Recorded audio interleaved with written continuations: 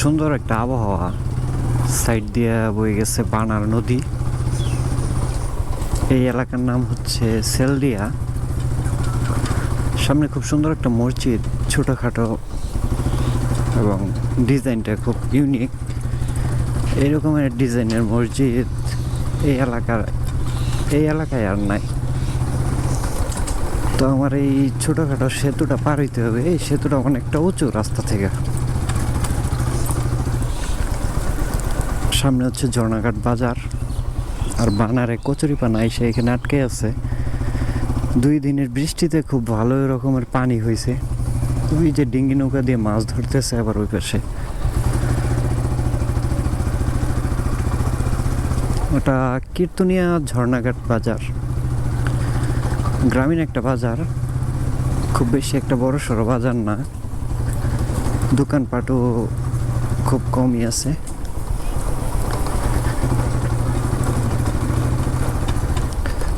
আর এটা হচ্ছে কীর্তনিয়া ইউসুফ আলী ভূঁইয়া উচ্চ বিদ্যালয়, যেটা 1972 সালে প্রতিষ্ঠিত হয়।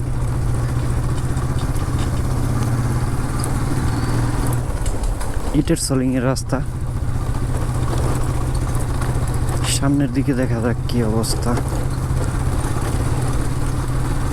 তো আমি যাব হচ্ছে বারাবো গ্রাম। যে অঞ্চলটাতে আছি, যারা না চিনেন তাদের সুবিধার্থে বলে রাখি, এটা হচ্ছে গাজীপুরের কাপাসিয়া উপজেলার বারিশাবো ইউনিয়নের আশেপাশে 2-1টা গ্রামের দৃশ্য এই ভিডিওতে দেখাবো। সেলদিয়া গ্রাম দেখছিলেন ভিডিওর ফার্স্টে, আর এখন আমি বর্তমানে অবস্থান করছি কীর্তনিয়া গ্রামে।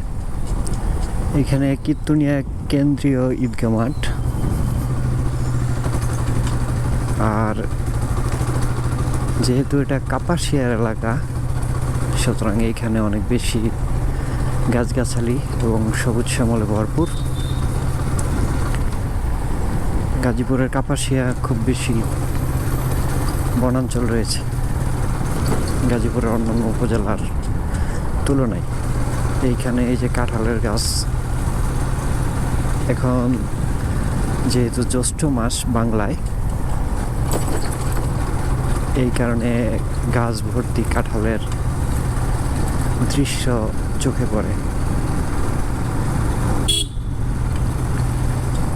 আমি এখন পূর্ব দিক থেকে পশ্চিমের দিকে যাচ্ছি।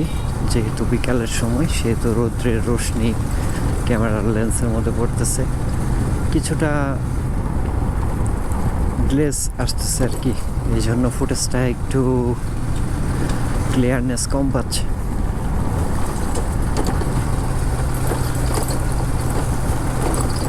রাস্তাগুলো হালকা ভাঙা ভাঙা। কীর্তনিয়া গ্রাম একটু পরেই শেষ হয়ে যাবে। কীর্তনিয়া গ্রামের পরেই বারাবো গ্রামের সূচনা।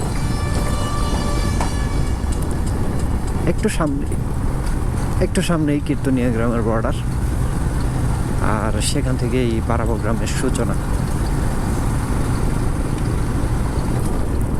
এই গ্রামগুলো অনেকটাই জনবসতিপূর্ণ না, মানুষজনের বসবাস অনেকটা ফাঁকা ফাঁকা দূরত্বে গিয়ে। আর বাড়িঘরগুলোও একটার সাথে আরেকটা খুব বেশি কানেক্টেড না। অন্যান্য অঞ্চলে যেরকম খুব ঘনবসতি থাকে ওরকম না। এখানে খুব সুন্দর একটা পুকুরের ঘাট বানানো হয়েছে। পুকুরটা কৃত্রিমভাবে তৈরি করা, মানুষের বেশ কিছুদিন আগে হয়তো বানানো হয়েছে। আমি অলরেডি বারাবো গ্রামে ঢুকে গেছি। একটু পিছনে এই বারাবো গ্রামের সীমানা শুরু হয়েছে। দিনের বেলাও এই এলাকাটা একটু অন্ধকারাচ্ছন্ন মনে হয়, কারণ যেহেতু বাঁশঝাড়, বুঝতে পারছেন, সূর্যের আলো খুব বেশি একটা নিচের দিকে আসতে পারে না।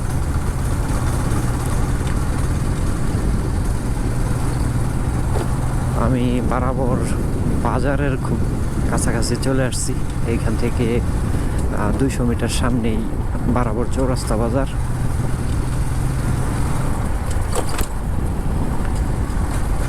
বারাবর চৌরাস্তা বাজারে অনেকে বারাবর নতুন বাজার বলে ওটাকে, কারণ এর একটা পুরান বাজার আছে, বারাবর পুরান বাজার।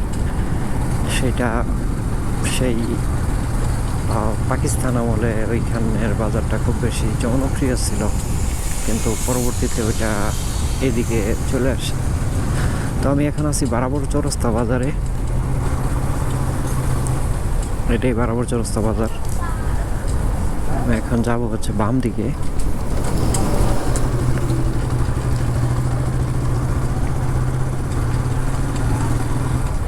বারাবর চৌরাস্তা বাজার থেকে বারাবর গ্রামের ভিতর দিয়ে যাচ্ছি।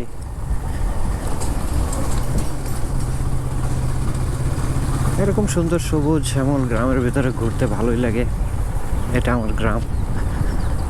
আর যেহেতু আমি চাকরির সুবাদে গ্রামের ভিতরে খুব বেশি একটা সময় দিতে পারি না, সেই জন্য গ্রামটাকে খুব মিস করি। আর বাড়িতে আসলাম, তাই ভাবলাম একটা ভিডিও করে আপনাদেরকে দেখাই। তো যেই বাবা সেই কাজ, এই জন্য এই ভিডিওটা ধারণ করা। এই যে আমাদের গ্রামগুলো দেখেন, আগে কিন্তু প্রচুর মাটির ঘর ছিল, এখন কিন্তু খুব বেশি একটা দেখা যায় না। এই যে দু একটা আছে, হয়তো বা এইগুলো সামনের দিনে থাকবে না। মাটির ঘরের যে ঐতিহ্য, এই কাপাসিয়ায়, এটা দিন দিন বিলুপ্ত হচ্ছে। কারণ আগে প্রতিটা বাড়িতে অন্তত একটা হলো মাটির ঘর থাকতো, আর এখন সেটা একেবারে ভেঙে দুমড়ে মুছে দিয়ে সব কংক্রিটের বাড়িতে কনভার্ট হয়ে যাচ্ছে। তো যাই হোক, আজকের ভিডিও এ পর্যন্তই। সবাই ভালো থাকবেন। আমি আমার বাড়ির কাছাকাছি চলে আসছি। আল্লাহ হাফিজ।